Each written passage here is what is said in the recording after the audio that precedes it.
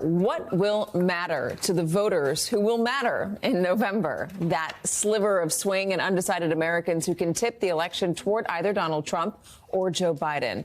The campaigns think they might know, with President Biden going after Donald Trump on character and chaos, saying, quote, he's desperate. He's out selling Bibles and gold speakers. What's more troubling, they say, is he's selling out his presidency to the highest bidder down at Mar-a-Lago. That's what President Biden told a group of donors in Virginia last night. While Donald Trump focuses on Trump, believing his grievances are voters' grievances. I got indicted more than Al Capone, all because I ran for office. If I didn't run for office, I'd be enjoying life. But you know what? I enjoy this better because we're going to make America great again. That's what I like. That's what I like. Very simple. And I'm being indicted for you. Never forget, our enemies want to take away my freedom because I will never, ever let them take away your freedom. That's why I'm here. They want to silence me because I will never let them silence you. And in the end, they're not after me. Quite simply put, I am just standing in their way. I'm standing in their way. So are either Donald Trump or Joe Biden right about those voters? We've asked a number of them, and we have what they've told us. Joining us now, NBC News correspondent Vaughn Hilliard and staff writer for The Atlantic and MSNBC political contributor Mark Leibovich are going to start us off. So, Vaughn, talking about Donald Trump, he's standing up there, he's saying, I'm being targeted because they want to target you. It's a grievance theme, worked for him in the past to a degree. These grievances, though, you're hearing less about what Donald Trump wants to do when he's president, and you're hearing more just about who he wants to take out when he's president. Are voters there for it, or are they there for policy? This is coming down to the determination that a candidate makes on how do you energize and get those folks who are either sitting on the fence or not sure whether they feel much like getting out to vote in November, out in ultimately voting for you. Donald Trump has made a calculated decision that being the aggrieved candidate and telling voters, you should care, right? They're coming after me. They're attacking me. They're prosecuting me. And soon they're going to be coming after your rights, right? That can be effective. Yeah. You should be scared of Milwaukee. It's terrible, right? Crime in New York, in Milwaukee. You know, that can rally up a lot of folks in the suburbs or in the rural parts that say, yeah, I'm scared to go into the city, right? That could be enough. But to get some of those folks that may be more sympathetic to you to come out and vote on Biden on the other side, right? Part of that is saying, voters, you should care. And these are the policies when you drive a contrast between the second Trump administration and a second Biden administration.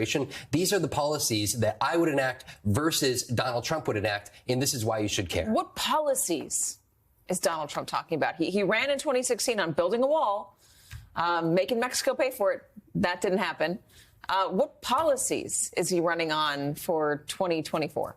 Number one, yesterday in Wisconsin, it was saying that he would rip up the executive action on immigration that was signed by Joe Biden just yesterday that would potentially grant a pathway to legal status and citizenship for 500,000 undocumented spouses. But then also, right, he says that, you know, there's going to be peace in the world, that there wouldn't be war in Ukraine. Okay. There wouldn't be war in Israel if I were in office. Again, a lot of these, they lack specifics other than saying, I would undo what has happened over the last 4 years. And the further you go back in history, you know, this is the part where Trump is going to try to harken back to the past and what the first Trump administration was like. And the difficulty for Joe Biden is trying to explain in detailed form for the public at large. This is going to be a challenge for him at that debate, is saying, okay, when Donald Trump says that he would end the war in Ukraine in one day or the war in Israel in one day, how is he actually going to do that? What are the consequences? Are we talking about dropping a bomb?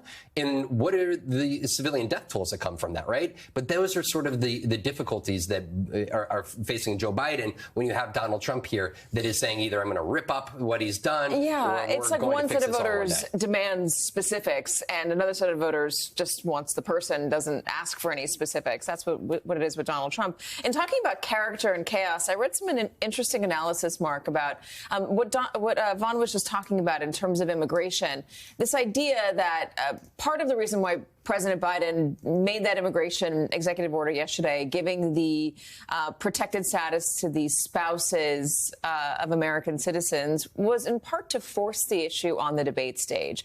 That if that comes up, if Donald Trump says what he said yesterday on the campaign trail, that he wants to roll that back and undo that executive order, it will force him to bring back up the idea that he separated families, not the idea, the actuality, that he separated families while he was in office, that there were child separations, kids torn away from their parents, and it will force voters to remember that period in Donald Trump's presidency, a period that people might not so easily remember. A lot of voters might not have that recall at the top of their mind. Yeah, I mean, that's an interesting parlay. I mean, I think what you're going to see from Trump on the debate stage is not a specific and methodical defense of his child separation policy by any means. What you're going to see is some kind of blunt force. We were much tougher on the border. People thought twice about flooding into this country when I was president. I mean, a very kind of the statement that can be parsed, but he's not going to parse it. He's not going to really go down any kind of policy rabbit hole by any stretch. So I actually think this is an issue that Biden could be on the defensive about, not so much because Donald Trump had such a perfect policy or that he even built a wall or anything that he promised in 2016, but because that is seen in poll after poll as an issue that Biden and the current White House is extremely vulnerable on, and immigration, largely thanks to the drumbeating of Republicans and Trump mostly, has become the dominant issue, or certainly a top 2 or 3 dominant issue in this campaign. So I think Trump would probably welcome it. I mean, again, I don't think he's going to go policy by policy on this, but I think that that's something that, he's going to obviously be somewhat ready for in a blunt force fashion. This